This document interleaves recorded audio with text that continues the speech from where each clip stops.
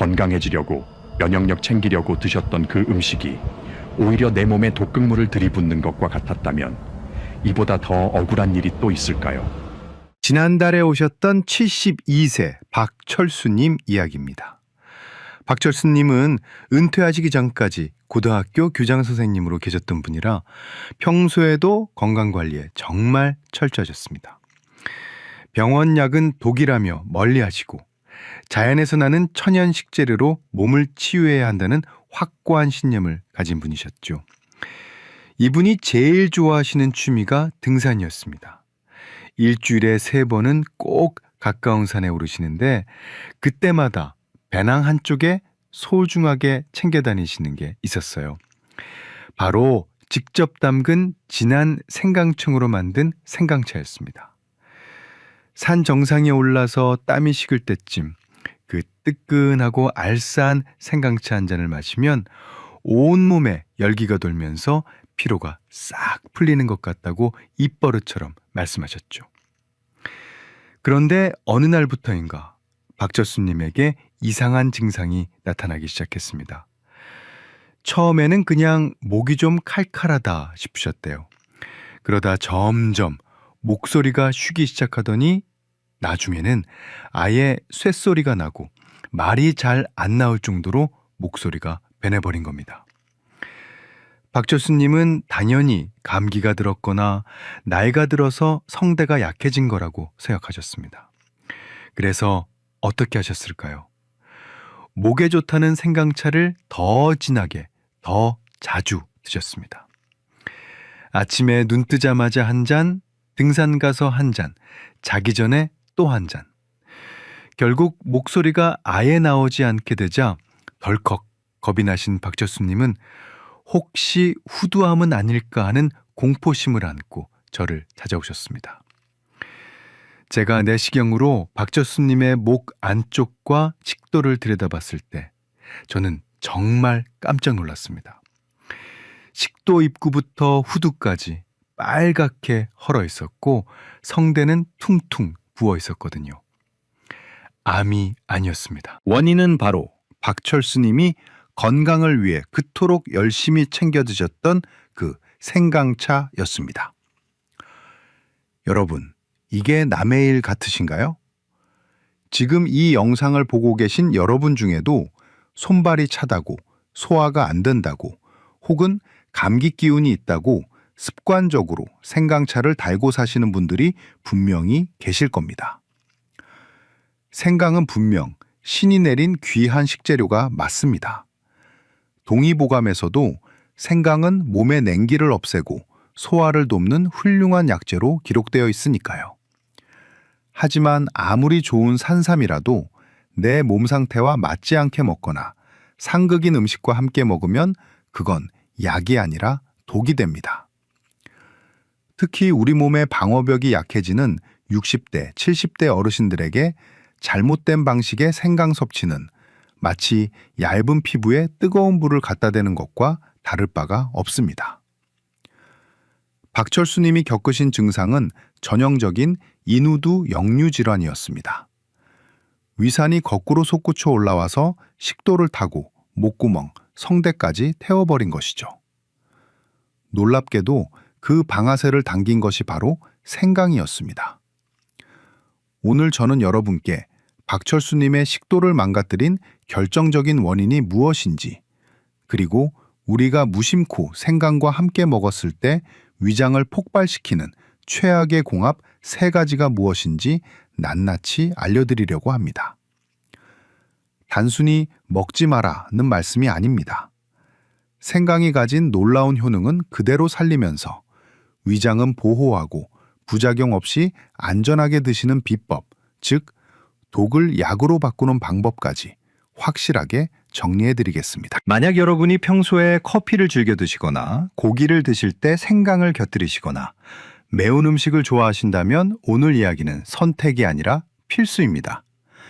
이 3가지 습관 중 하나라도 해당되신다면 여러분의 위장은 지금 소리 없는 비명을 지르고 있을지도 모릅니다.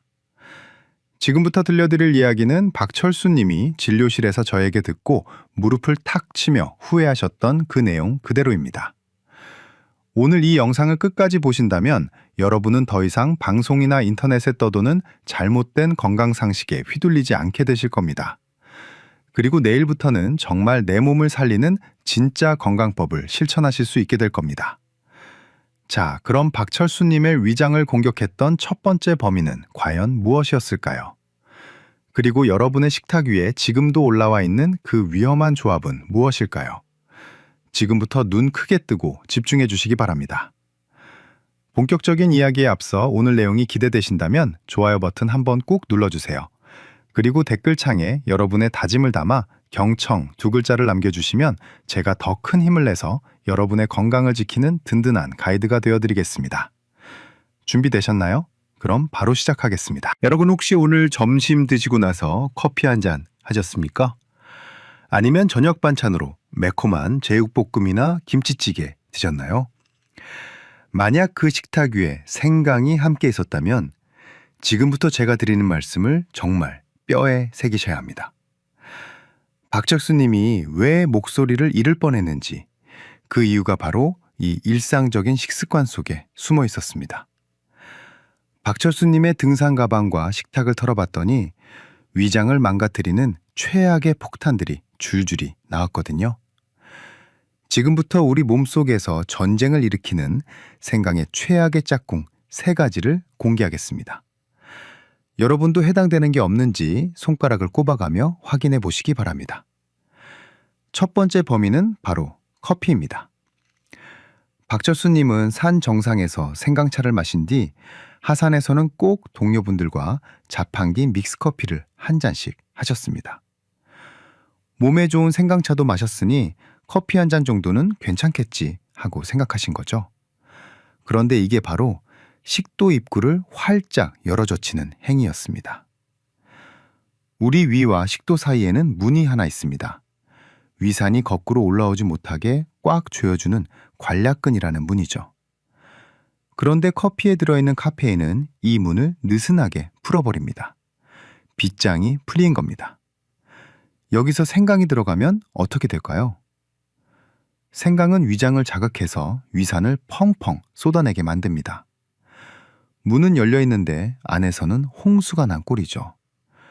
그러니 그 독한 위산이 거침없이 식도를 타고 목구멍까지 치솟아 오르는 겁니다. 박철수님의 성대가 퉁퉁 부었던 이유가 바로 이겁니다. 커피 마시고 속 쓰리다고 생강차 드시는 분들, 그건 불난 집에 휘발유 붓는 격이라는 걸 꼭 기억하셔야 합니다. 두 번째 범인은 고기, 특히 기름진 고기입니다. 박철수님은 등산 다녀오신 날 저녁이면 체력 보충한다고 돼지고기 수육을 자주 드셨어요. 돼지고기 냄새 잡는다고 생강 듬뿍 넣고 삶고 드실 때도 생강채를 곁들여 드셨죠? 보양식의 정석 같아 보이지만 위장 입장에서는 그야말로 고문이 따로 없습니다. 고기 같은 단백질 덩어리가 들어오면 우리 위장은 비상이 걸립니다. 이걸 소화시키려고 평소보다 훨씬 많은 위산을 만들어내기 시작하죠. 그런데 여기에 생강이 들어와서 위산 분비를 더 부채질합니다. 위장 안은 그야말로 위산의 바다가 됩니다. 게다가 고기는 소화되는데 시간이 오래 걸려서 위장에 머무르는 시간이 깁니다. 위장 안에 음식물과 위산이 가득 차서 압력이 빵빵하게 올라가는 거죠. 마치 압력밥솥에 압력이 한계치까지 차오른 상태를 상상해 보세요. 그 상태에서 조금만 틈이 생겨도 내용물이 뿜어져 나오겠죠. 고기와 생강을 배불리 먹고 눕는 순간 그 높은 압력을 견디지 못한 위산이 식도 쪽으로 역류하면서 식도벽을 사포로 문지르듯 긁어버리는 겁니다. 소화 잘 되라고 먹은 생강이 오히려 위장을 터질 듯한 압력밥솥으로 만든 셈입니다. 마지막 세 번째 범인은 바로 매운 음식입니다. 한국 사람들 매운 거 정말 좋아하죠? 박철수 님도 얼큰한 생선 매운탕을 좋아하셨는데 비린내 없앤다고 거기에도 생강을 넣으셨습니다. 여러분, 고춧가루의 매운맛을 내는 캡사이신 아시죠? 이것만으로도 위 점막은 이미 화끈거리고 자극을 받습니다. 그런데 여기에 생강의 매운맛 성분인 진저롤까지 합세하면 어떻게 될까요? 이건 마치 화상 입은 피부에 뜨거운 물을 들이붓는 것과 같습니다. 위 점막의 이중으로 타격을 입히는 거죠. 캡사이신이 위 점막을 핥히고 지나간 자리에 생강의 진저롤이 침투해서 염증을 일으킵니다. 이렇게 되면 단순히 속이 쓰린 걸 넘어서 위 점막이 벗겨지고 헐어버리는 미란성 위염으로까지 진행될 수 있습니다. 박철수님은 이 세 가지를 거의 매일 반복하고 계셨습니다. 생강이 몸에 좋다는 믿음 하나로 커피 마실 때도, 고기 먹을 때도, 매운 거 먹을 때도 생강을 곁들이셨던 거죠. 본인은 건강을 챙긴다고 하신 일이었지만 결과적으로는 본인의 위와 식도를 스스로 공격하고 계셨던 겁니다. 여러분은 어떠십니까? 혹시 속이 더부룩하다고 해서 매콤한 음식에 생강차 드시고 입가심으로 커피 한잔 하고 계시진 않습니까? 그렇다면 여러분의 위장도 지금 박철수님의 위장처럼 붉게 부어올라 구조 요청을 보내고 있을지도 모릅니다. 그런데 여기서 한 가지 의문이 드실 겁니다. 선생님, 저는 젊었을 때도 이렇게 먹었는데 그때는 아무렇지도 않았어요. 왜 하필 지금 와서 탈이 나는 건가요? 정말 좋은 질문입니다. 바로 그 점이 오늘 강연의 핵심입니다. 30대 때는 돌을 씹어 먹어도 소화시킨다는 말이 있죠. 하지만 50대, 60대가 넘어가면 우리 위장의 환경이 완전히 달라집니다. 젊었을 때의 위장과 지금 여러분의 위장은 방어력 자체가 다릅니다. 왜 나이가 들수록 생강을 먹을 때 더 조심해야 하는지, 우리 몸속에서 일어나는 노화의 비밀을 알지 못하면 아무리 좋은 약을 먹어도 소용이 없습니다. 다음 파트에서는 바로 그 비밀을 풀어드리겠습니다.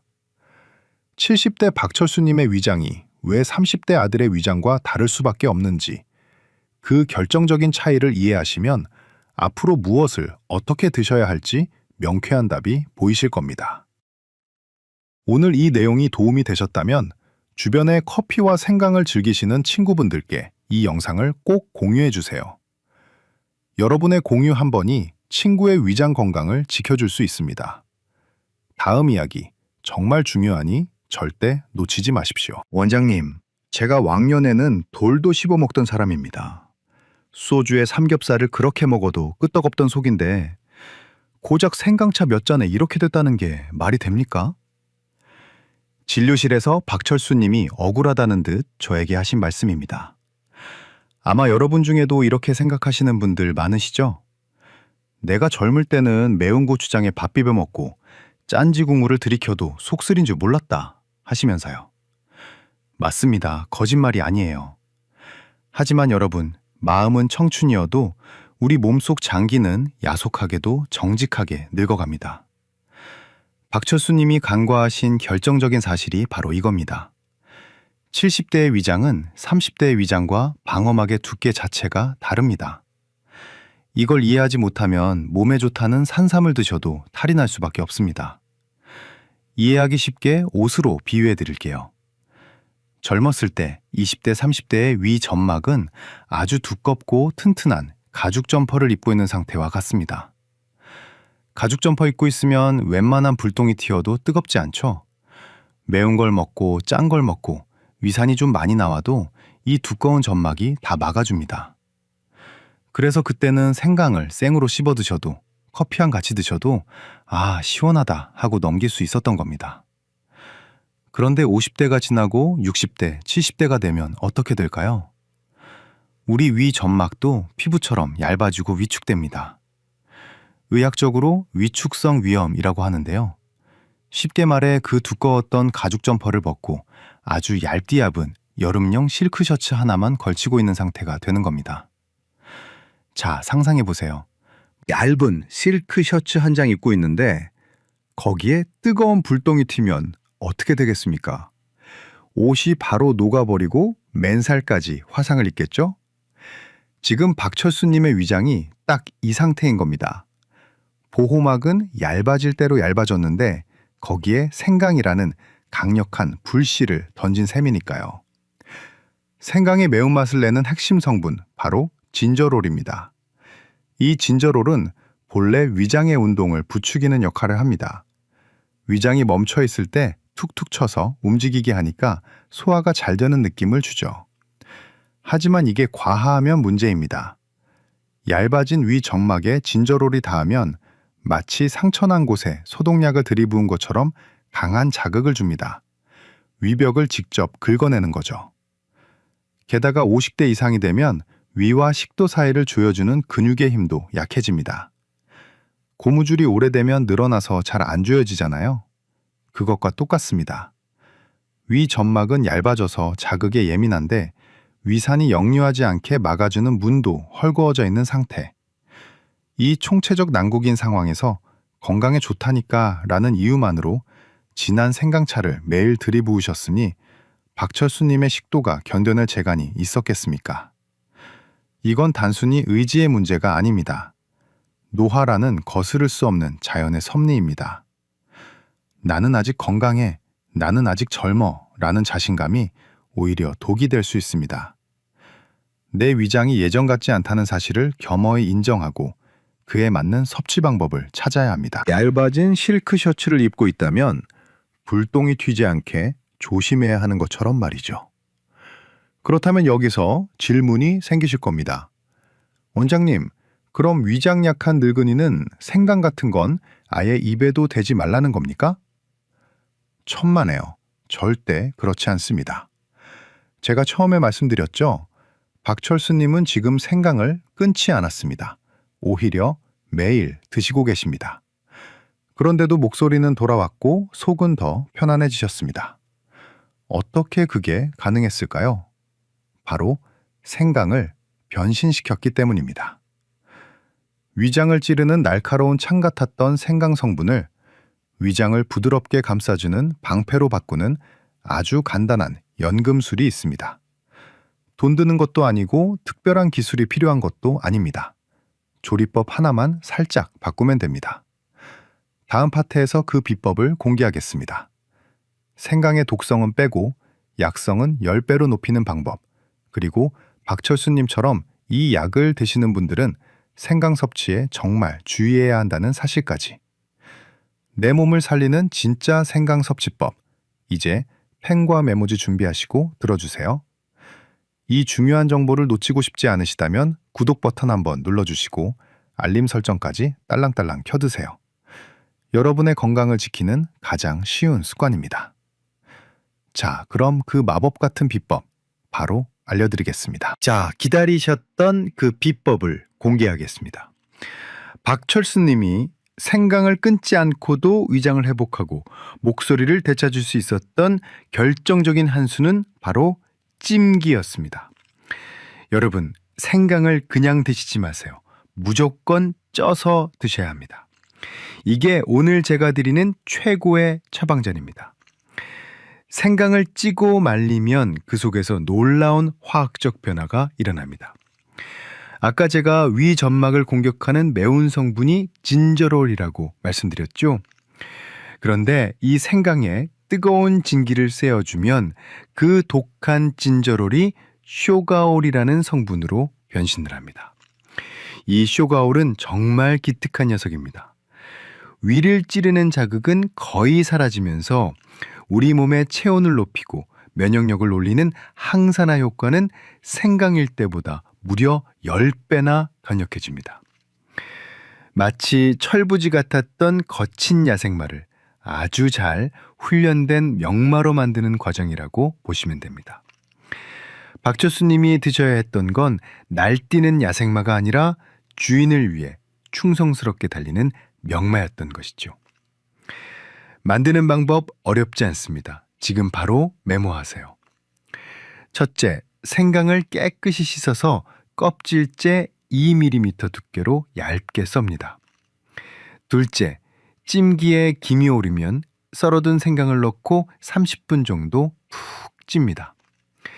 셋째, 찐 생강을 꺼내서 채반에 널어 꾸덕꾸덕해질 때까지 말립니다. 이렇게 만든 것을 한의학에서는 건강이라고 부르는데 이걸 차로 끓여 드시면 속은 편안하고 몸은 후끈해지는 진짜 보약을 드시는 겁니다. 하지만 아무리 좋은 명마라도 타는 법을 모르면 떨어져 다칩니다. 섭취 원칙 두 가지만 꼭 지키세요. 첫 번째 원칙, 절대 공복은 안 됩니다. 아침에 눈 뜨자마자 물 대신 생강차 드시는 분들 계신데 그건 내 위장에 폭탄을 던지는 것과 같습니다. 반드시 식사를 하시는 도중이나 식사가 끝나고 30분 이내에 드세요. 음식물이 위장 안에서 완충제 역할을 해줘야 생강의 효능이 부드럽게 흡수됩니다. 두 번째 원칙, 양을 지키세요.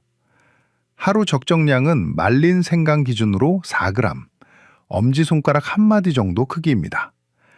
가루로 드신다면 티스푼 하나면 충분합니다. 많이 드신다고 더 건강해지는 게 아닙니다. 오히려 위장에 부담만 줍니다. 자, 그리고 지금부터가 정말 중요합니다. 제가 지금 말씀드리는 세 가지 경우에 해당하시는 분들은 죄송하지만 생강을 드시면 안 됩니다. 쪄서 먹든 말려 먹든 상관없이 생강 자체가 독이 될 수 있는 분들입니다. 첫째, 담석증이 있는 분들입니다. 생강은 담즙 분비를 아주 강력하게 촉진합니다. 그런데 담석이 담낭 입구를 꽉 막고 있는 상태에서 담즙을 짜내면 어떻게 될까요? 풍선 입구를 막고 몸통을 쥐어짜는 것과 같습니다. 담낭 내 압력이 급격히 올라가면서 응급실에 실려갈 정도의 극심한 통증이 오거나 심하면 담낭이 파열될 수도 있습니다. 둘째, 혈전 용해제나 항응고제를 드시는 분들입니다. 아스피린, 와파린, 플라빅스 같은 약 드시는 분들 많으시죠? 생강의 진저롤과 쇼가올 성분은 혈액을 묽게 만드는 효과가 있습니다. 약이랑 같이 드시면 피가 너무 묽어져서 작은 상처에도 피가 멈추지 않고 멍이 시커멓게 들 수 있습니다. 혹시 내시경이나 치과 치료 앞두고 계신다면 최소 일주일 전부터는 생강 끊으셔야 합니다. 셋째, 당뇨약을 드시는 분들입니다. 생강은 혈당을 낮추는 효과가 탁월합니다. 좋은 거 아니냐고요? 아닙니다. 이미 혈당 강화제를 드시고 있는데 생강까지 드시면 혈당이 이중으로 뚝 떨어져서 저혈당 쇼크가 올 수 있습니다. 식은땀이 나고 손발이 떨리다가 쓰러지실 수도 있어요. 박철수님은 다행히 이 세 가지에는 해당하지 않으셨습니다. 그래서 제가 알려드린 대로 찐 생강을 만들어 식사 후에 딱 한 잔씩만 드셨습니다. 커피는 끊으셨고 고기 드실 때는 생강 대신 양파를 드셨죠. 그렇게 3개월을 실천하신 결과가 어땠을까요? 다음 마지막 파트에서 박철수님의 놀라운 변화와 여러분이 당장 오늘 저녁부터 실천하셔야 할 마지막 당부 말씀을 전해드리겠습니다. 오늘 알려드린 찐 생강 만드는 법 꼭 기억하셨다가 이번 주말에 한번 만들어 보세요. 만약 실천하실 생각이 드셨다면 댓글에 실천 두 글자 비장하게 남겨주십시오. 여러분의 그 작은 다짐이 건강한 100세를 만드는 첫걸음입니다. 3개월이 지난 어느 날 오후 진료실 문이 벌컥 열리더니 누군가 성큼성큼 들어오셨습니다. 바로 박철수님이었습니다. 그런데 들어오시는 표정부터가 달랐습니다. 3개월 전 근심 가득하고 위축되어 있던 모습은 온데간데 없고 얼굴에는 홍조가 돌고 발걸음은 힘찼습니다. 그리고 저에게 건넨 첫 마디가 제 귀를 의심하게 만들었습니다. 원장님, 저 이제 노래방 가서 애창곡 한 곡 좀 뽑아도 될 것 같습니다. 쉰 소리가 섞여 나오던 그 답답한 목소리가 아니었습니다. 교장 선생님 시절 조회대를 호령하던 그 쩌렁쩌렁하고 맑은 목소리가 완벽하게 돌아와 있었습니다. 내시경으로 확인해 보니 식도를 벌겋게 태우던 염증도 깨끗이 사라졌고 퉁퉁 부어있던 성대도 매끈하게 가라앉아 있었습니다. 박철수님은 저에게 이렇게 말씀하셨습니다. 평생 몸에 좋다는 건 다 찾아 먹었지만 정작 내 몸이 그걸 받아들일 준비가 됐는지는 한 번도 생각해 보지 않았다고요. 무조건 좋다는 남들의 말만 믿고 맹목적으로 따라했던 것이 오히려 내 몸을 망치고 있었다는 걸 이번에 뼈저리게 느끼셨다고 했습니다. 지금 박철수님은 다시 등산을 다니십니다. 하지만 배낭 속의 내용물은 달라졌습니다. 맵고 독한 생생강차 대신 구수하고 은은한 찐 생강차를 챙기십니다. 하산 후에 습관처럼 마시던 믹스커피는 과감하게 끊으셨고 대신 친구분들과 따뜻한 두부전골을 드시며 건강한 뒤풀이를 즐기십니다. 작은 습관 몇 가지를 바꿨을 뿐인데 잃어버릴 뻔했던 목소리를 되찾고 10년 묵은 체증 같았던 속쓰림까지 해결하신 겁니다. 자, 오늘 긴 시간 동안 말씀드린 내용을 마지막으로 딱 정리해드리겠습니다. 머릿속에 이 세 가지만은 꼭 담아가십시오. 첫째, 생강과 상극인 세 가지와는 절대 같이 드시지 마십시오. 식도문을 열어버리는 커피, 위장 압력을 폭발시키는 고기, 위 점막에 불을 지르는 매운 음식, 이 세 가지와 생강이 만나면 여러분의 위장은 견뎌낼 재간이 없습니다. 둘째, 생강은 무조건 쪄서 드십시오. 생생강의 날카로운 칼날을 찐 생강의 든든한 방패로 바꾸는 지혜입니다. 그리고 반드시 식사 후에 하루 한 톨 분량만 드십시오. 과유불급, 넘치는 것은 모자람만 못합니다. 셋째, 내 몸 상태를 먼저 살피십시오. 담석이 있거나 혈전약을 드시거나 당뇨약을 드시는 분들에게 생강은 약이 아니라 독이 될 수 있습니다. 남들이 좋다고 해서 나에게도 좋은 건 절대 아닙니다. 건강은 특별한 비법이나 비싼 약에 있는 것이 아닙니다. 박철수님처럼 잘못된 습관을 깨닫고 내 몸의 변화에 귀를 기울이며 올바른 방법을 꾸준히 실천하는 그 과정 자체가 바로 건강입니다. 100세 시대라고들 하죠. 단순히 오래 사는 것이 축복일까요? 아닙니다. 맛있는 음식을 속 편하게 먹고 사랑하는 사람들과 웃으며 대화할 수 있는 건강한 몸이 뒷받침되어야 진짜 축복입니다. 저는 여러분이 나중에 아프고 나서야 후회하는 환자가 되지 않으셨으면 좋겠습니다. 오늘 알게 되신 이 사실을 지금 당장 오늘 저녁 식탁에서부터 실천해 보세요. 그리고 여러분의 소중한 가족과 친구분들에게도 이 이야기를 꼭 전해 주십시오.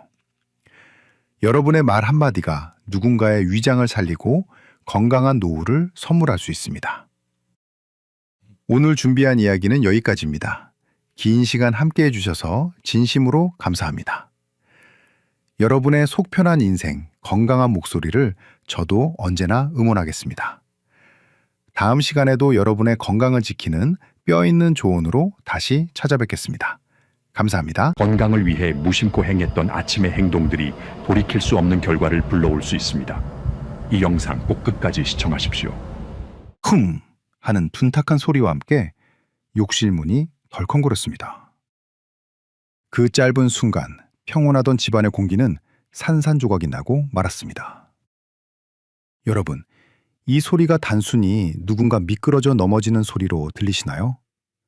아니면 우리네 부모님 혹은 바로 나 자신에게 닥칠 수도 있는 운명의 경고음으로 들리시나요?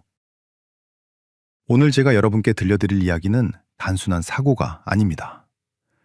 우리가 건강을 위해 혹은 그저 평생의 습관대로 무심코 행했던 아침의 행동들이 어떻게 돌이킬 수 없는 결과를 불러오는지에 대한 아주 중요한 기록입니다. 여기 72세의 이영수님이 계십니다. 영수님은 우리 주변에서 흔히 볼 수 있는 아주 부지런하고 강단 있는 어머니셨어요. 평생을 자식들 뒷바라지하느라 보일러 기름 한 방울도 아까워하셨던 분입니다. 겨울에도 춥게 지내는 게 건강에 좋다며 내복 한 장으로 버티셨고, 아침잠은 게으른 사람이나 자는 거라며 새벽 4시면 어김없이 일어나 하루를 시작하셨죠. 특히 영수님이 자랑스러워하셨던 건강 비결이 하나 있었습니다. 바로 한겨울에도 찬물로 세수를 하고 머리를 감는 냉수마찰이었습니다. 정신이 번쩍 들고 혈액순환이 잘 된다고 굳게 믿으셨으니까요.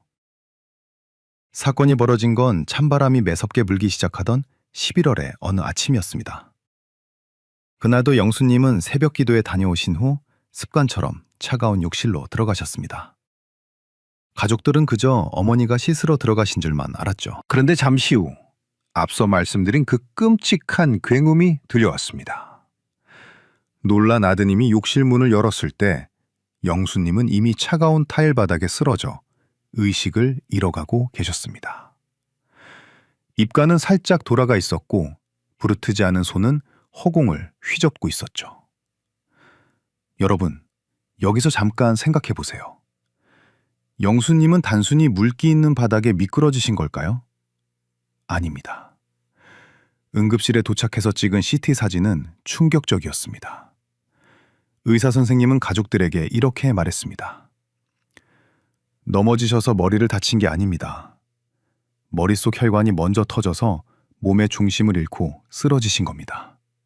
라고 말이죠. 정말 무섭지 않습니까? 우리가 건강하다고 믿었던 그 부지런함이, 평생을 지켜온 그 강인한 생화력이 정작 가장 취약한 계절인 11월을 만나 시한폭탄처럼 터져버린 것입니다. 지금 이 영상을 보고 계신 여러분은 어떠신가요? 요즘 아침에 일어나 침대에서 내려올 때 머리가 핑 도는 느낌 받으신 적 없으신가요? 혹은 찬바람을 쐬고 들어왔을 때 유독 뒷목이 뻐근하고 손끝이 저릿저릿하지는 않으셨나요? 만약 한 번이라도 그런 경험이 있으시다면 오늘 제 이야기에 귀를 기울이셔야 합니다. 지금 우리는 1년 중 뇌혈관 사고가 가장 많이 일어나는 위험한 시기를 지나고 있습니다. 통계를 보면 기온이 뚝 떨어지는 11월 말부터 12월 초 사이에 뇌졸중 환자가 급증합니다. 우리나라 성인 4명 중 1명이 평생 한 번은 뇌졸중을 겪는다고 하니 이건 남의 이야기가 아니라 바로 내 이야기, 내 가족의 이야기가 될 수 있는 겁니다. 그런데 참 안타까운 것은 많은 분들이 이 위험한 신호를 그저 나이 탓이겠거니, 피곤해서 그렇겠거니 하고 무시한다는 점입니다. 우리 몸속의 혈관은 집안에 깔린 수도관과 똑같습니다. 지은 지 60년, 70년 된 오래된 집의 수도관을 생각해 보세요. 겉은 멀쩡해 보여도 속은 녹슬고 얇아져 있습니다. 그 낡은 관에 갑자기 뜨거운 압력을 가하거나 꽁꽁 얼어붙게 만들면 어떻게 될까요? 예고도 없이 펑 하고 터져버려 물바다가 되지 않겠습니까? 우리 뇌 혈관도 똑같습니다. 오늘 저는 여러분께 영수님의 사례를 통해 우리가 무심코 저지르는 아침 습관들이 낡은 수도관 같은 우리 혈관에 어떤 충격을 주는지 낱낱이 파헤쳐 드리려고 합니다. 그리고 무엇보다 중요한 것, 어떻게 하면 이 수도관이 터지지 않게 잘 관리하며 따뜻한 겨울을 보낼 수 있는지, 대학병원에서 20년간 환자들을 보며 깨달은 확실한 비책을 알려드리겠습니다. 지금부터 말씀드릴 내용은 복잡한 의학이론이 아닙니다. 당장 내일 아침부터 고쳐야 할 생명을 지키는 구체적인 행동 지침들입니다. 이 영상을 끝까지 보신다면 여러분은 뇌졸중이라는 공포에서 벗어나 훨씬 더 건강하고 활기찬 노후를 맞이할 준비를 마치게 될 겁니다. 혹시 지금 주변에 아침잠이 없어서 새벽같이 일어나시는 부모님이 계시거나 본인이 찬물로 씻는 걸 즐기신다면 이 영상이 그분들을 살리는 동아줄이 될 수도 있습니다. 본격적인 이야기를 시작하기 전에 이 중요한 정보를 놓치지 않도록 좋아요 버튼 한번 꾹 눌러주세요.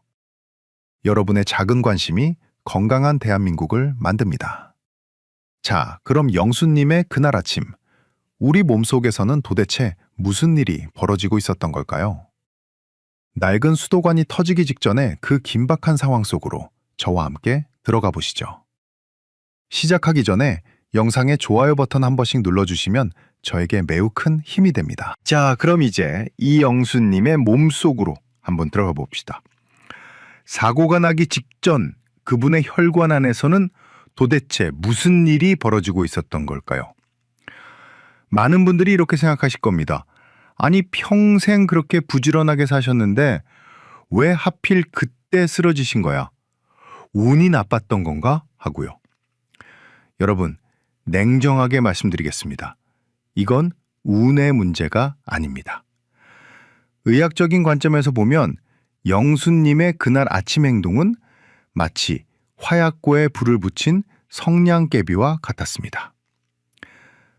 영수님은 매일 새벽 4시면 눈을 뜨셨습니다. 남들이 다 자는 그 고요한 새벽 시간에 일어나서 기도를 가고 동네 한 바퀴를 도는 게 평생의 자부심이었죠. 일찍 일어나는 새가 벌레를 잡는다는 말처럼 건강도 부지런해야 지킬 수 있다고 믿으셨습니다. 하지만 여러분, 의사들이 가장 무서워하는 시간이 언제인지 아십니까? 바로 영수님이 활동을 시작하는 그 새벽 4시에서 오전 6시 사이입니다. 우리는 이 시간을 마이 시간대라고 부릅니다. 왜 그럴까요?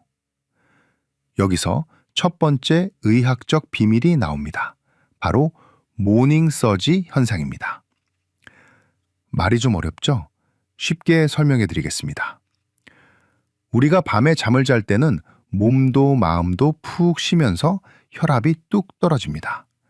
가장 평온한 상태죠. 그러다 아침에 눈을 딱 뜨는 순간 우리 뇌는 몸에게 명령을 내립니다. 자, 이제 전쟁터 같은 하루가 시작됐다. 전투 준비하라며 신호를 보냅니다. 이때 우리 몸을 깨우기 위해 아드레날린이라는 호르몬이 왈칵 쏟아져 나옵니다. 이 호르몬이 나오면 심장은 쿵쾅쿵쾅 뛰기 시작하고 혈압은 순식간에 10에서 20 정도 솟구칩니다. 이건 병이 아니라 누구나 겪는 자연스러운 현상입니다. 오래된 자동차 시동 걸 때를 생각해 보세요. 시동 걸자마자 엑셀을 밟으면 엔진 소리가 웅 하고 커지죠. 우리 몸도 아침엔 그렇게 엔진을 예열하며 압력이 올라가는 겁니다. 그런데 문제는 여기서부터입니다. 영수님은 이렇게 몸 안의 압력이 잔뜩 올라간 상태에서 곧장 차가운 바깥바람을 쐬거나 썰렁한 욕실로 들어가셨습니다. 바로 여기가 비극의 시작점입니다. 여러분, 마당에 있는 고무 호스를 떠올려 보세요. 한여름 땡볕 아래 있는 호스는 말랑말랑해서 아무리 밟아도 잘 터지지 않습니다. 그런데 한겨울 꽁꽁 얼어붙은 호스는 어떻습니까? 딱딱하게 굳어 있죠. 그 상태에서 갑자기 수도꼭지를 틀어 강력한 수압으로 물을 내보내면 어떻게 될까요? 뻣뻣한 호스는 그 압력을 견디지 못하고 퍽 하고 터져버립니다. 우리 혈관이 바로 이 호스와 똑같습니다. 특히 11월의 새벽 공기는 우리 몸에 닿는 순간 혈관을 바짝 쪼그라들게 만듭니다. 안 그래도 아침이라 혈압이라는 수압이 높아져 있는데 추위 때문에 혈관이라는 호스마저 좁아지고 딱딱해지는 겁니다. 안에서는 밀어내고 밖에서는 조여대니 그 압력이 어디로 가겠습니까? 가장 약한 골이 바로 뇌로 가는 미세한 혈관들이 그 압력을 견디다 못해 터지거나 막혀버리는 겁니다. 에이, 나는 운동도 많이 하고 건강하니까 괜찮아. 혹시 지금 이렇게 생각하셨습니까? 정말 위험한 착각입니다. 20대나 30대의 젊은 혈관은 새 고무호스처럼 탄력이 좋아서 혈압이 좀 오르거나 날이 추워도 유연하게 늘어나며 버텨줍니다. 하지만 영수님처럼 60세가 넘어가면 이야기가 다릅니다. 우리 혈관도 나이를 먹습니다. 오래된 수도관에 녹이 슬고 찌꺼기가 끼는 것처럼 우리 혈관벽도 두꺼워지고 딱딱해집니다. 이걸 동맥경화라고 하죠. 겉모습이 아무리 동안이고 근육질이라도 몸속 혈관의 나이는 속일 수가 없습니다. 탄력을 잃은 낡은 혈관은 작은 충격에도 사기 그릇처럼 깨지기 쉽습니다. 영수님은 이 사실을 모르셨던 겁니다. 그저 나는 평생 건강했다는 자신감 하나로 낡고 굳어버린 혈관을 이끌고 매일 새벽 그 위험한 냉기 속으로 뛰어드셨던 거죠. 그날 아침 욕실에서의 굉음은 사실 수십 년간 혹사당한 혈관이 보낸 마지막 비명이었습니다.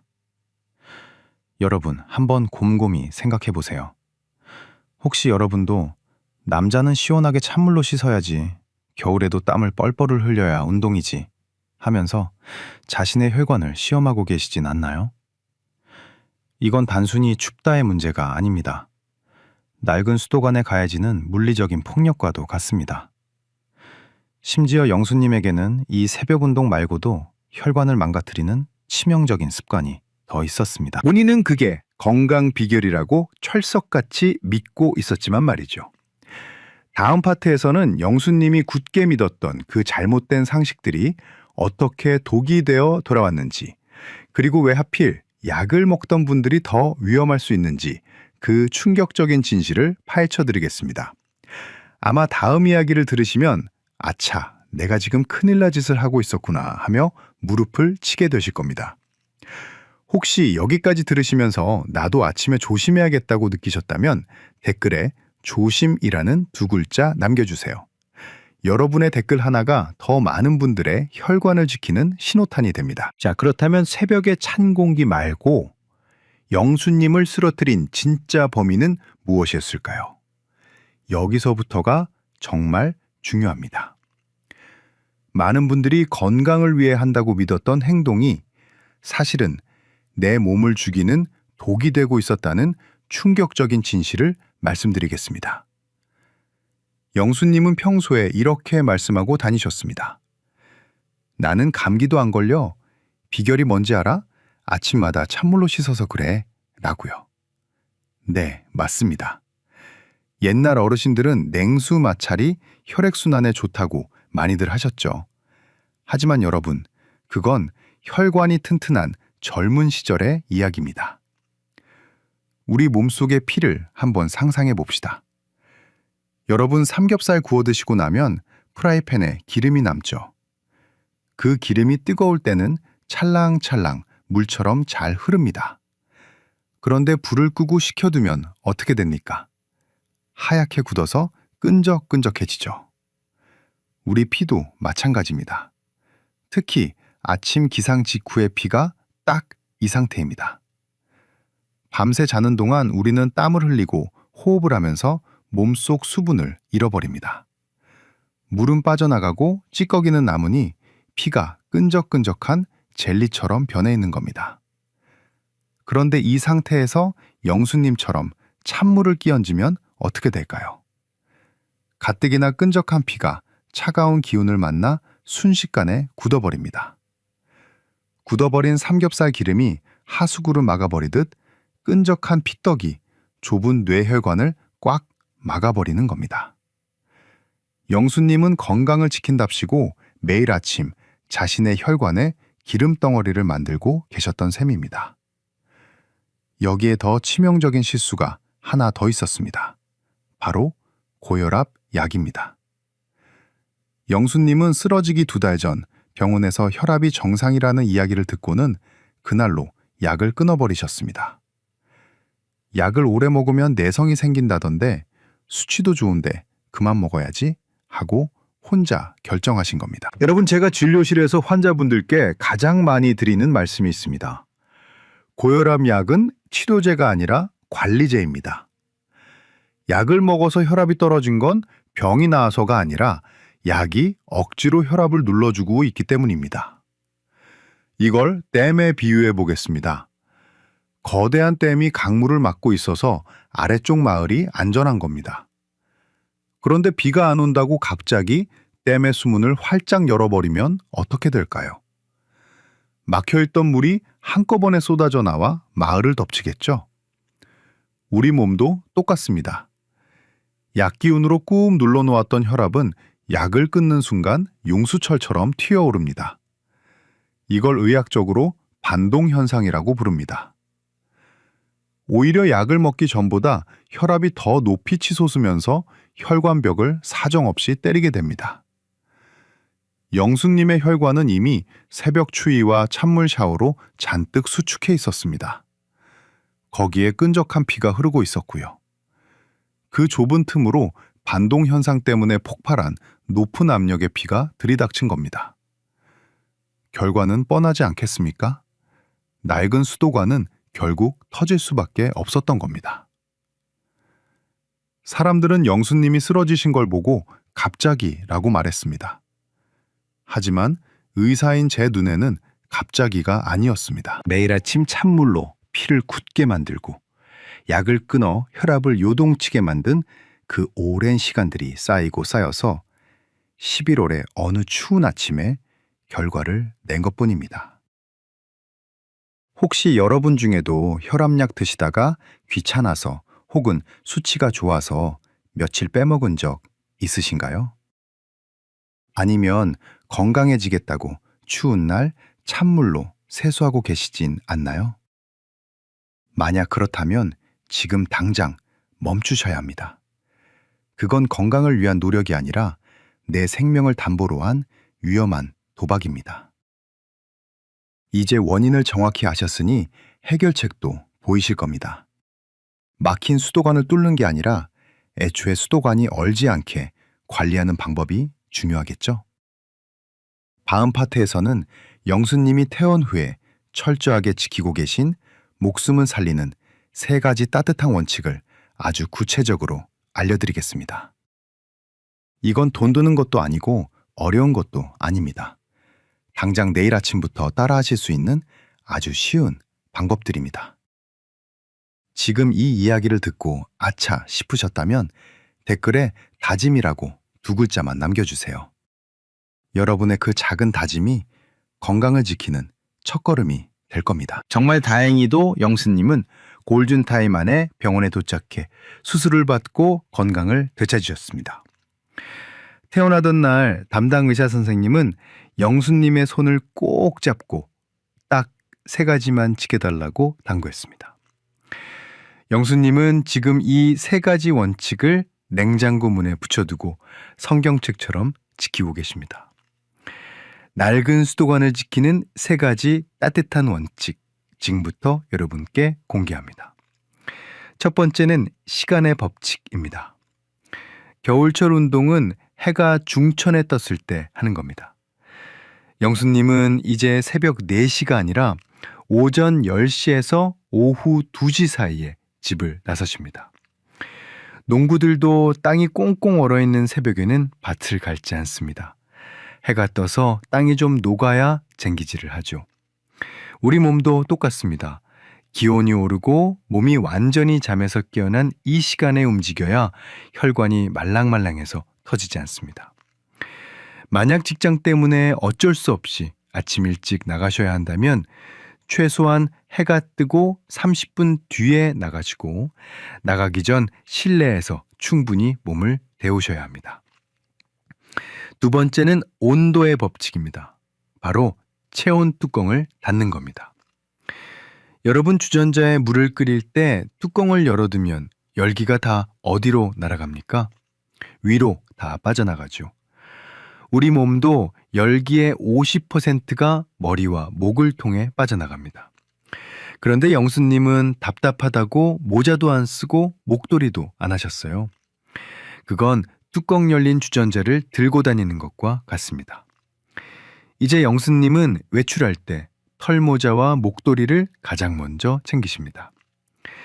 뇌로 가는 혈관이 있는 목과 뇌가 들어있는 머리만 따뜻하게 감싸도 체감 온도가 3도에서 5도는 올라갑니다. 이것이 바로 혈관을 지키는 가장 저렴하고 확실한 단열재입니다. 3번째는 속도의 법칙입니다. 기상 직후 3분 예열을 기억하세요.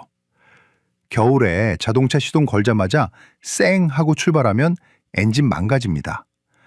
공회전을 하면서 예열할 시간이 필요하죠. 사람도 똑같습니다. 영수님은 이제 아침에 눈을 뜨면 바로 일어나지 않으십니다. 이불 속에서 손발을 꼼지락거리고 기지개를 켜면서 누운 채로 2분 정도 스트레칭을 하십니다. 자고 있던 심장과 혈관에게 나 이제 일어날 거야 하고 신호를 보내는 겁니다. 그리고 천천히 일어나 앉아서 미지근한 물 한 잔을 마십니다. 이 물 한 잔이 밤새 끈적해진 피를 묽게 희석해주는 최고의 윤활유가 됩니다. 침대에서 내려오기까지 딱 3분. 이 3분의 여유가 여러분의 생명을 지킵니다. 그리고 여기에 한 가지 더 꼭 하셔야 할 것이 있습니다.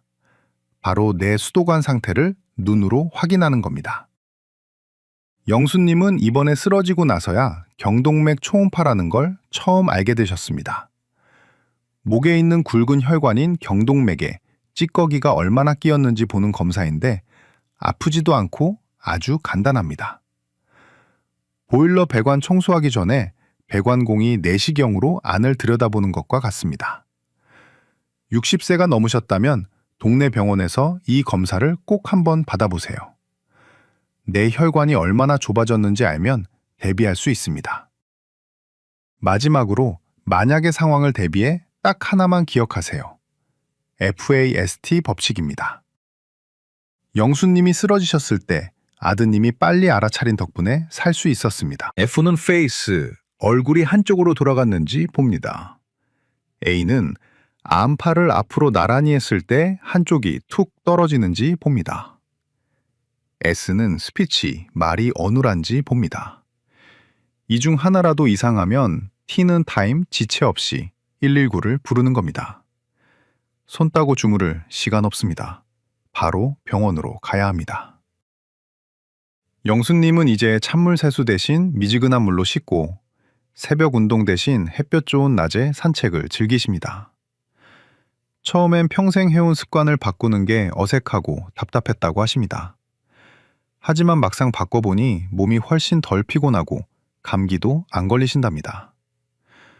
억지로 강하게 버티는 게 건강이 아니라 내 몸의 변화에 맞춰 유연하게 대처하는 게 진짜 건강이라는 걸 깨달으신 거죠.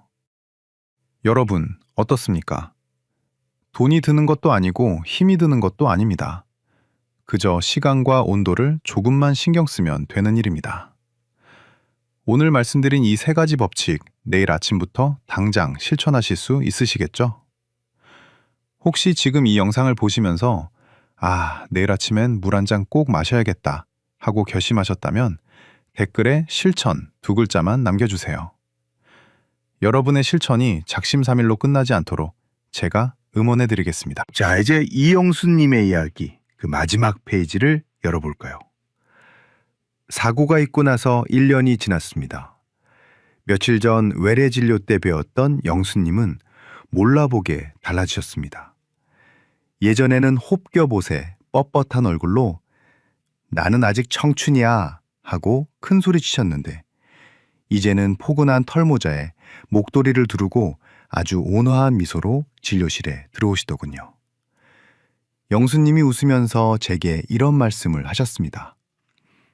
교수님, 옛날에는 제가 제 몸이랑 싸웠던 것 같아요.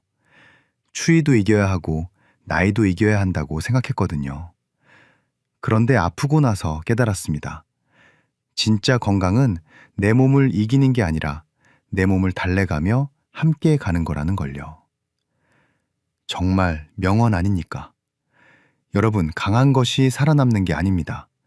유연하고 따뜻한 것이 살아남습니다. 딱딱하게 언 얼음은 충격을 받으면 깨지지만 부드럽게 흐르는 물은 어떤 충격도 흡수하고 흘려보냅니다. 우리 혈관도 마찬가지입니다. 오늘 제가 말씀드린 내용은 복잡한 의학 지식이 아닙니다. 자연의 이치입니다. 이 영상을 보시는 여러분이 올 겨울 꼭 기억하셔야 할 3가지 핵심 다시 한번 짚어드리겠습니다. 첫째, 시간을 바꾸세요. 해가 없는 새벽은 피하고 해가 중천에 뜬 따뜻한 낮에 움직이십시오. 여러분의 혈관도 광합성이 필요합니다. 둘째, 온도를 지키세요. 찬물 마찰과 냉탕은 젊은 시절의 추억으로만 남겨두십시오. 그리고 외출할 땐 모자와 목도리로 체온 뚜껑을 꼭 닫으십시오. 셋째, 속도를 늦추세요. 아침에 눈 뜨자마자 벌떡 일어나지 마시고 3분의 여유를 가지십시오. 그리고 미지근한 물 한 잔으로 여러분의 피를 부드럽게 만들어 주십시오. 이 3가지만 지키셔도 여러분은 가장 무서운 침묵의 살인자, 뇌졸중으로부터 스스로를 지킬 수 있습니다. 지금 창밖을 한번 보세요. 날씨가 점점 추워지고 있습니다. 이제 곧 12월이 오고 본격적인 추위가 시작될 겁니다. 부디 오늘 이 영상을 보신 여러분은 영수님의 과거가 아닌 영수님의 현재를 닮으셨으면 좋겠습니다. 내 몸은 내가 제일 잘한다는 고집 대신 내 몸이 보내는 신호에 귀 기울이는 지혜를 발휘해 주십시오. 주변에 아직도 나는 건강하다며 새벽바람 맞으러 나가시는 부모님이나 고집 센 친구분이 계신가요? 100번 말로 하는 것보다 이 영상 하나 공유해 드리는 게 낫습니다. 카카오톡으로 지금 바로 보내주세요. 그 작은 손짓 하나가 누군가의 생명을 구하는 동아줄이 될 수 있습니다. 여러분의 이번 겨울이 그 어느 때보다 따뜻하고 안전하기를 진심으로 바랍니다. 지금까지 여러분의 건강을 지키는 의사였습니다. 감사합니다. 무릎이 쑤셔서 건강을 위해 챙겨 드신 그 따뜻한 차 한 잔이 사실은 내 관절을 망가뜨리고 있었다면 여러분은 믿으시겠습니까? 제 진료실을 찾아오신 72세 김 선생님 이야기를 해드려야겠습니다. 김 선생님은 평생 교직에 계시다가 교장 선생님으로 정년 퇴임하신 분이신데 정말 자기 관리가 철저한 분이셨습니다. 은퇴 후에도 매일 아침 뒷산을 오르시고 식단도 채식 위주로 하시면서 누가 봐도 건강한 노년을 보내고 계셨죠. 그런데 딱 하나 김 선생님을 괴롭히는 것이 있었으니 바로 고질적인 무릎 관절염이었습니다. 날이 추워지면 무릎이 퉁퉁 붓고 걷기가 힘들 정도로 통증이 심해지셨습니다. 그러던 중 김 선생님은 지인으로부터 생강이 관절염증에 좋다는 이야기를 들으셨습니다. 워낙 꼼꼼한 성격이신지라 바로 실천에 옮기셨죠. 시장에서 제일 좋은 생강을 사다가 설탕과 꿀을 듬뿍 넣고 정성껏 청을 담그셨습니다. 그리고 매일 아침 저녁으로 뜨거운 물에 타서 그 달콤하고 알싸한 차를 즐기셨습니다. 몸이 따뜻해지는 것 같고 기분 탓인지 통증도 가라앉는 느낌이 들어서 지난 3개월 동안 하루도 빼놓지 않고 드셨다고 합니다. 그런데 이상한 일이 벌어졌습니다. 분명 몸에 좋다는 걸 챙겨 먹었는데 시간이 지날수록 몸이 천근만근 무거워지더라는 겁니다. 배에는 가스가 차서 더부룩하고 예전에는 없던 뱃살까지 늘어났습니다. 무엇보다 김 선생님을 당황하게 만든 건 좋아지기는커녕 더 심해진 무릎 통증이었습니다. 밤마다 욱신거리는 통증 때문에 잠을 설치다가 결국 퀭한 눈으로 저를 찾아오셨습니다. 혈액검사 결과를 보고 김 선생님도 저도 깜짝 놀랐습니다. 염증 수치를 나타내는 CRP 수치가 정상 범위를 훨씬 넘어 위험 수준까지 치솟아 있었기 때문입니다. 혈당 조절도 엉망이었습니다. 김 선생님은 억울해하셨습니다. 술도 안 마시고 담배도 안 피우고 몸에 좋다는 생강까지 챙겨 먹었는데 도대체 왜 내 몸이 이렇게 됐느냐고 물으셨습니다. 저는 김 선생님께 조용히 여쭤봤습니다. 선생님, 혹시 생강을 어떻게 드셨습니까? 김 선생님은 당당하게 말씀하셨습니다. 꿀이랑 설탕에 재워서 청으로 만들어 먹었지. 아주 진하게 말이야. 그 순간 저는 무릎을 탁 칠 수밖에 없었습니다. 김 선생님은 생강이라는 약을 드신 게 아니라 염증의 먹이가 되는 설탕 폭탄을 드시고 계셨던 겁니다. 여러분, 김 선생님의 이야기가 남일 같지 않으시죠? 지금 냉장고 문을 열면 여러분 댁에도 유리병에 담긴 생강청이나 유자청, 모과청이 하나쯤은 있으실 겁니다. 겨울철이면 자식들이 선물로 보내주기도 하고 몸 생각해서 일부러 담가 드시기도 하니까요. 하지만 오늘 제 이야기를 듣고 나면 그 유리병을 다시 보게 되실 겁니다.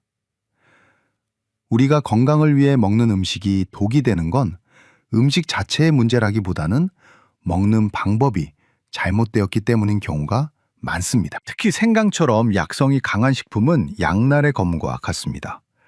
제대로 알고 먹으면 산삼보다 귀한 명약이 되지만 잘못 먹으면 오히려 내 몸을 공격하는 무기가 됩니다. 오늘 이 시간에는 김 선생님의 염증 수치를 올린 범인이 왜 생강청일 수밖에 없는지 의학적으로 명쾌하게 풀어드리겠습니다. 그리고 더 나아가 생강을 어떻게 조리해야 진짜 약이 되는지 의사인 제가 직접 실천하고 있는 황금 레시피를 공개하겠습니다. 특히 영상 후반부에는 담석이 있는 분들이라면 절대 놓쳐서는 안 될 생명과 직결된 주의사항까지 준비되어 있습니다. 오늘 영상이 여러분의 건강 상식을 완전히 뒤집는 계기가 될 것입니다. 오늘 내용이 기대되신다면 좋아요 버튼 꾹 눌러주십시오. 여러분의 작은 관심이 대한민국을 더 건강하게 만듭니다. 김 선생님이 트셨다는 생강청 레시피를 자세히 들여다봤더니 정말 기가 막혔습니다. 생강 1kg에 설탕과 꿀을 합쳐서 무려 1kg을 넣으셨더군요. 비율이 1:1입니다. 우리가 흔히 담그는 청이 대부분 이렇습니다. 곰팡이가 피지 않게 하려면 설탕을 많이 넣어야 하거든요. 그러니까 김 선생님은 매일 아침 저녁으로 생강향이 나는 설탕물을 진하게 타서 드신 겁니다. 여러분, 여기서 잠깐 의학적인 팩트를 짚고 넘어가야겠습니다. 우리 몸속에 있는 염증이라는 녀석이 가장 좋아하는 먹이가 무엇인지 아십니까? 기름진 고기일까요? 짠 국물일까요? 아닙니다. 바로 설탕입니다. 우리가 설탕처럼 정제된 당분을 섭취하면 우리 몸에서는 어떤 일이 벌어질까요? 혈당이 미친 듯이 치솟습니다. 의학용어로 혈당 스파이크라고 하죠. 이렇게 혈당이 급격하게 올라가면 우리 몸의 췌장은 비상이 걸립니다. 이 혈당을 빨리 낮추기 위해 인슐린이라는 호르몬을 허겁지겁 쏟아내기 시작합니다. 문제는 이 과정이 너무 급격하게 일어나면 우리 몸속에서 활성산소와 염증 유발 물질들이 폭죽 터지듯 만들어진다는 사실입니다. 더 무서운 건 그 다음입니다. 쓰고 남은 설탕은 어디로 갈까요? 바로 지방으로 변해서 우리 뱃속에 차곡차곡 쌓입니다. 김 선생님이 갑자기 뱃살이 늘어난 이유가 바로 여기 있습니다. 그런데 이 내장지방은 그냥 가만히 있는 살덩어리가 아닙니다.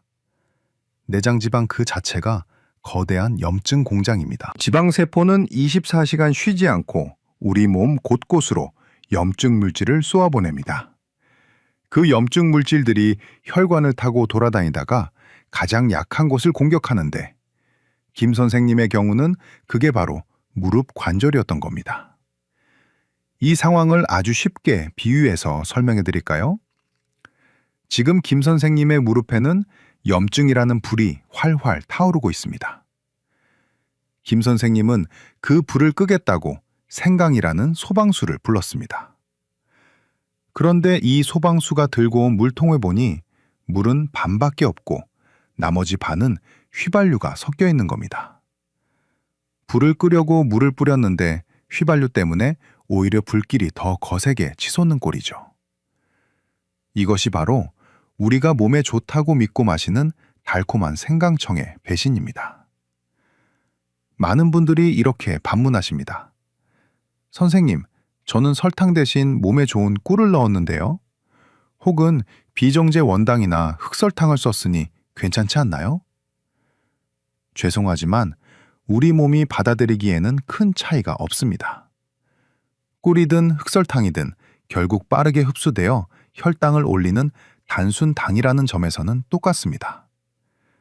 특히 관절염이 있거나 당뇨 전 단계 혹은 이미 당뇨가 있으신 분들에게 이런 농축된 당분은 독극물이나 다름없습니다. 김 선생님은 이 설명을 들으시고 망연자실한 표정을 지으셨습니다. 그럼 생강을 아예 먹지 말아야 합니까? 하고 물으시더군요. 여기서부터가 중요합니다. 생강 자체는 죄가 없습니다. 아니, 오히려 생강은 늙어가는 우리 몸을 되살릴 수 있는 최고의 명약이 맞습니다. 단, 조건이 있습니다.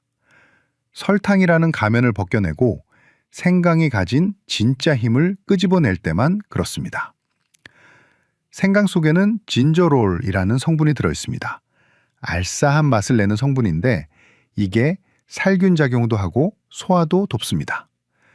하지만 여러분이 진짜 원하시는 것, 차가운 손발을 따뜻하게 데우고 욱신거리는 관절의 염증을 잡으려면 생생강의 진저롤만으로는 부족합니다. 진저롤은 일개 병사에 불과하거든요. 우리는 이 병사를 훈련시켜서 일당백의 장군으로 만들어야 합니다. 놀랍게도 생강을 훈련시키는 방법은 아주 간단합니다. 바로 뜨거운 열을 가하는 것입니다. 생강이 뜨거운 찜기 속에서 견뎌내는 시간 동안 생강 내부에서는 기적 같은 화학 반응이 일어납니다. 다음 파트에서는 평범한 생강을 강력한 항염증 치료제로 탈바꿈시키는 100도의 마법에 대해 말씀드리겠습니다. 이 방법을 알고 나면 여러분은 더 이상 설탕 덩어리 생강청을 찾지 않게 되실 겁니다. 지금 말씀드린 내용이 조금이라도 충격적이셨다면 댓글창에 충격 2글자만 남겨주세요. 여러분이 올바른 지식을 깨닫는 순간이 바로 치유의 시작입니다. 여러분, 우리 주방 구석에 박혀 있는 찜기가 사실은 최고의 제약 공장이라는 사실 알고 계셨습니까? 오늘 이 시간 이후로 여러분은 찜기를 다시 보게 되실 겁니다. 앞서 제가 생생강의 진저롤 성분은 훈련받지 않은 일반 병사라고 말씀드렸습니다. 물론 이 병사도 훌륭합니다. 회를 먹을 때 식중독균을 잡아주고 소화가 잘 되게 도와주니까요. 하지만 우리가 싸워야 할 적은 단순한 세균이 아닙니다. 우리 몸을 늙고 병들게 하는 만성염증, 그리고 뼛속까지 시린 냉증이라는 아주 강력한 적입니다. 이 적들을 상대하려면 일반 병사로는 어림도 없습니다. 특수훈련을 받은 최정예 요원이 필요합니다. 그 요원을 만드는 방법이 바로 100도의 열입니다. 생강을 찜기에 넣고 김이 모락모락 나는 100도의 스팀으로 푹 찌는 순간 생강 내부에서는 기가 막힌 화학 반응이 일어납니다. 생강 조직 속에 있던 수분이 빠져나가면서 진저롤의 분자 구조가 비틀어지고 응축됩니다. 마치 헐렁했던 쇠가 대장장이의 뜨거운 불과 망치질을 견디며 단단한 강철검이 되는 것과 똑같습니다. 이때 탄생하는 새로운 물질이 바로 쇼가올입니다. 이 쇼가올이야말로 우리가 그토록 찾던 특전사 요원입니다. 힘의 차이가 얼마나 나느냐고요? 연구 결과들을 보면 항산화 효과와 항염증 효과가 찌기 전보다 무려 3배에서 5배까지 강력해집니다. 그저 따뜻한 성질 정도가 아니라 염증을 제압하는 강력한 무기가 되는 것입니다. 특히 주목해야 할 것은 체온을 올리는 능력입니다. 여러분, 생생강을 드시면 입안이 얼얼하고 위장이 화끈거리는 느낌 받으시죠? 그건 점막을 자극해서 생기는 일시적인 열감일 뿐입니다. 하지만 찐 생강의 쇼가올은 다릅니다. 우리 몸 깊은 곳, 장기가 모여있는 심부 체온을 직접 끌어올립니다. 겨울철에 보일러가 고장난 냉골 같은 방을 상상해 보십시오. 아무리 창문에 뽁뽁이를 붙이고 문풍지를 발라봐야 방바닥이 차가우면 소용이 없습니다. 보일러를 고쳐서 바닥을 데워야 훈훈해집니다. 찐 생강이 바로 그 보일러 역할을 합니다. 체온이 1도만 올라가도 우리 몸의 면역력은 5배가 높아지고 신진대사는 12%나 좋아집니다. 김 선생님처럼 손발이 차고 무릎이 시린 분들에게는 이 쇼가올이 선택이 아니라 필수인 이유입니다. 여기서 정말 중요한 오해 하나를 풀어드리겠습니다. 인터넷이나 유튜브를 보면 생강을 오래 찌면 영양소가 파괴되니 살짝만 쪄야 한다고 주장하는 분들이 계십니다. 죄송하지만 그건 생강을 모르고 하시는 말씀입니다. 비타민C 같은 영양소는 열에 약한 게 맞습니다. 하지만 우리의 목표는 비타민을 먹자는 게 아니지 않습니까? 우리의 목표는 쇼가올을 최대한 많이 뽑아내는 것입니다.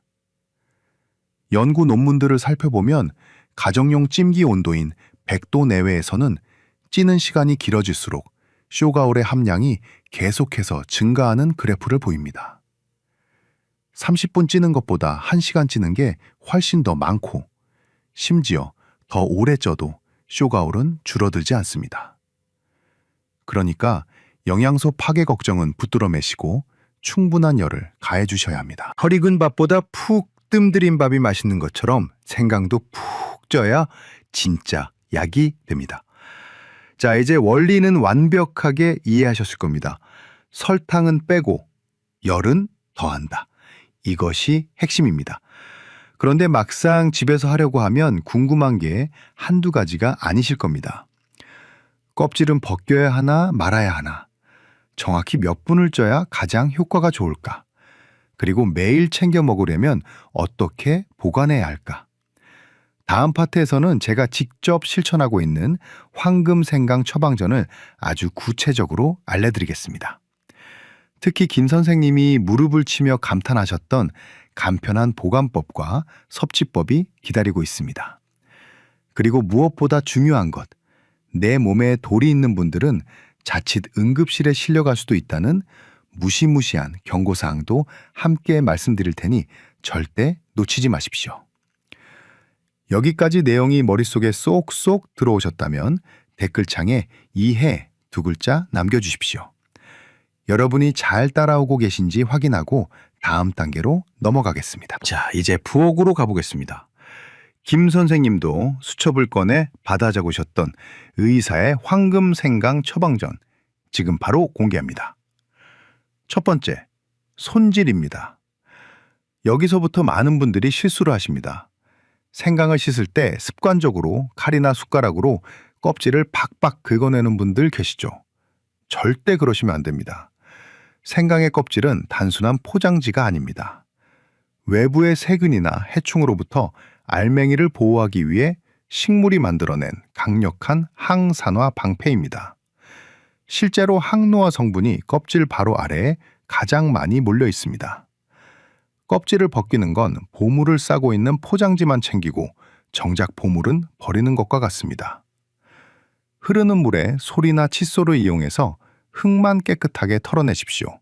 그거면 충분합니다. 두 번째, 찌는 시간입니다. 냄비에 물을 넉넉히 붓고 찜기 위에 씻은 생강을 껍질째 올리십시오. 불을 켜고 김이 모락모락 올라오기 시작하면 그때부터 시간을 재는 겁니다. 딱 1시간입니다. 40분도 좋지만 기왕이면 1시간을 꽉 채우십시오. 집안에 은은한 생강향이 퍼지고 생강 색깔이 진한 황토색으로 변할 때까지 푹 찌는 겁니다. 이렇게 쪄낸 생강은 매운 도끼는 빠지고 약성만 남습니다. 식감이 물렁해지면 믹서기에 넣고 물을 아주 조금만 넣어서 걸쭉하게 갈아주십시오. 이것을 얼음 얼리는 틀에 한 칸씩 채워서 냉동실에 얼려두면 끝입니다. 필요할 때마다 큐브 하나씩 꺼내 쓰면 되니 얼마나 간편합니까? 세 번째, 먹는 방법입니다. 여기서 꿀팁 2가지를 드립니다. 첫째는 식초와의 만남입니다. 따뜻한 물에 찐 생강 큐브 하나를 녹이고 거기에 식초를 티스푼으로 하나만 넣어 보십시오. 식초는 혈당이 오르는 것을 막아주는 브레이크 역할을 합니다. 생강으로 염장 잡고 식초로 혈당 잡고 일석이조입니다. 둘째는 우유입니다. 위장이 약해서 생강 먹으면 속 쓰리다는 분들 계시죠? 그런 분들은 따뜻하게 데운 우유에 찐 생강을 타서 드십시오. 우유의 단백질과 지방이 위벽에 보호막을 씌워줍니다. 일명 진저 라떼라고 하는데 맛도 아주 고소하고 부드러워서 아이들이 먹기에도 좋습니다. 하지만 여러분, 지금부터 드리는 말씀은 정말 귀를 쫑긋 세우고 들으셔야 합니다. 아무리 좋은 약도 안 맞는 사람에게는 독약이 됩니다. 특히 이분들은 생강을 드시면 절대 안 됩니다. 생명이 위험할 수도 있습니다. 바로 담석증이 있는 분들입니다. 건강검진에서 담낭에 돌이 있다는 이야기를 들으셨거나 담석 때문에 소화가 잘 안 되시는 분들은 생강을 멀리 하셔야 합니다. 왜냐하면 생강은 담즙을 짜내는 효과가 아주 강력하기 때문입니다. 이해하기 쉽게 치약 튜브를 생각해 보십시오. 꽉 막힌 치약 튜브를 갑자기 세게 누르면 어떻게 됩니까? 안에 있던 내용물이 확 튀어나오죠. 생강이 담낭을 그렇게 쥐어짭니다. 그때 담낭 안에 있던 돌이 휩쓸려 나와서 담즙이 내려가는 길인 담간을 딱 막아버리면 어떻게 될까요? 그야말로 응급 상황입니다. 극심한 복통과 함께 황달이 오고 심하면 폐혈증으로 이어질 수 있습니다. 내 몸에 돌이 있는지 모르겠다면 드시기 전에 꼭 검진을 먼저 받아보시는 게 안전합니다. 그리고 주의사항이 하나 더 있습니다. 밤 8시 이후에는 드시지 마십시오. 생강은 우리 몸의 엔진을 가동시켜서 열을 내고 신진대사를 활발하게 만듭니다. 잘 준비를 해야 하는 우리 뇌와 몸을 깨우는 겁니다. 밤늦게 드시면 잠이 안 오거나 자더라도 깊은 잠을 못 주무십니다. 생강은 해 떠 있을 때 아침이나 점심 식후에 드시는 것이 가장 좋습니다. 마지막으로 양입니다. 욕심 부리지 마십시오. 하루 적정량은 생강 원물 기준으로 4g, 그러니까 여러분 엄지손가락 한마디 크기면 충분합니다. 그 이상 드시면 위 점막이 헐거나 속이 쓰릴 수 있습니다. 약은 정량을 지킬 때 약이 됩니다. 자, 이제 만드는 법부터 주의사항까지 완벽하게 익히셨습니다. 그럼 이렇게 찐 생강을 꾸준히 드셨을 때 우리 몸에는 어떤 기가 막힌 변화가 일어날까요? 김 선생님의 3개월 후 모습이 궁금하지 않으십니까? 이 처방전을 꼭 기억하겠다는 의미로 댓글창에 명심 2글자 적어주십시오. 여러분의 다짐을 확인하고 대망의 마지막 이야기를 들려드리겠습니다. 김 선생님은 그날 진료실 문을 나서면서 제게 약속하셨습니다. 당장 그 달콤한 생강총부터 치워버리고 선생님 말씀대로 쪄서 먹어보겠습니다. 하고 말입니다. 그리고 정확히 3개월 뒤 김 선생님이 다시 병원을 찾아오셨습니다. 진료실 문이 열리고 김 선생님이 걸어 들어오시는데 저는 순간 다른 분인 줄 알았습니다. 처음 오셨을 때는 무릎이 아파서 한쪽 다리를 절뚝거리며 들어오셨고 얼굴에는 고통과 짜증이 가득했었습니다. 그런데 이번에는 달랐습니다. 지팡이도 없이 성큼성큼 걸어 들어오시는데 안색이 어린아이처럼 환하고 맑아져 계셨습니다. 자리에 앉자마자 김 선생님이 신이 나서 말씀하셨습니다. 원장님, 정말 신기합니다. 아침에 일어날 때마다 무릎이 뻣뻣해서 한참을 주물러야 일어났는데 요새는 그냥 벌떡벌떡 일어납니다. 게다가 평생 달고 살던 소화불량이 싹 사라졌습니다. 밥만 먹으면 속이 더부룩해서 소화제를 달고 살았는데 이제는 돌도 씹어 먹을 것 같습니다. 하지만 의사인 저는 환자의 느낌만으로 판단하지 않습니다. 정확한 데이터가 필요하죠. 김 선생님의 혈액검사 결과를 모니터에 띄우고 두 눈으로 확인했습니다. 그리고 저도 모르게 탄성을 질렀습니다. 3개월 전 위험 수준이었던 염증 수치, 즉 CRP 수치가 0.5로 뚝 떨어져 있었습니다. 아주 건강한 20대 청년 수준으로 돌아온 겁니다. 더 놀라운 건 체온이었습니다. 처음 오셨을 때 35.8도로 저체온증을 걱정해야 할 수준이었는데 이번에는 36.5도, 아주 이상적인 정상 체온을 회복하셨습니다. 체온이 0.7도 올랐다는 건 우리 몸의 면역 시스템이 완전히 되살아났다는 가장 확실한 증거입니다. 김 선생님은 설탕 범벅이었던 생강청을 과감하게 버리셨습니다. 대신 매주 일요일마다 생강을 1시간씩 쪄서 갈아두고 매일 아침 따뜻한 물에 큐브 하나씩 타서 드셨다고 합니다. 식초 한 방울 똑 떨어뜨려서 말이죠. 아주 작은 습관의 변화였지만 그 결과는 기적에 가까웠습니다. 관절에 염증이 잡히니 통증이 사라지고 체온이 오르니 면역력이 좋아져서 올 겨울에는 그 흔한 감기 한번 안 걸리셨다고 합니다.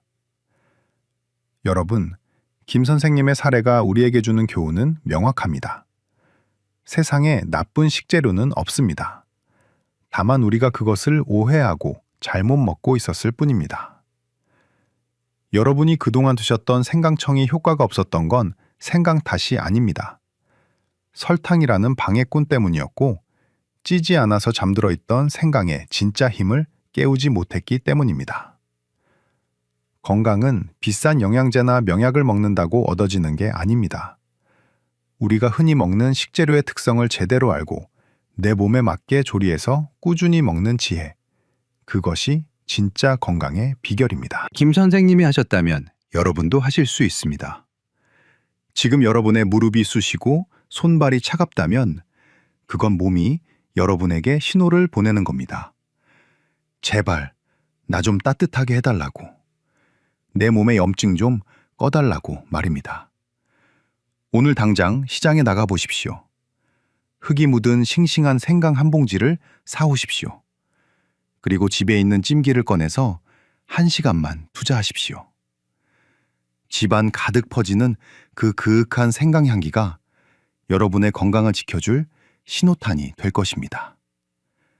껍질째 깨끗이 씻어 푹 찐 생강 한 조각. 내일 아침부터 당장 시작해 보시는 건 어떨까요? 여러분의 건강한 변화가 벌써 눈앞에 그려집니다. 올겨울 여러분 모두가 찐 생강의 힘으로 몸도 마음도 따뜻하게 보내시길 진심으로 응원합니다. 오늘 영상이 도움이 되셨다면 좋아요 한번 꾹 눌러주시고요. 주변에 무릎 아프다, 춥다 하시는 친구분들에게 이 영상을 꼭 공유해 주십시오. 좋은 건 나눌수록 커지는 법이니까요. 혹시 오늘부터 찐 생강을 만들어 드시기로 결심하셨다면 댓글에 실천 2글자 힘차게 남겨주십시오. 여러분의 실천을 제가 댓글로 응원해 드리겠습니다. 저는 다음 시간에도 여러분의 건강을 지키는 명쾌하고 따뜻한 이야기로 다시 찾아오겠습니다. 지금까지 여러분의 주치의였습니다. 감사합니다.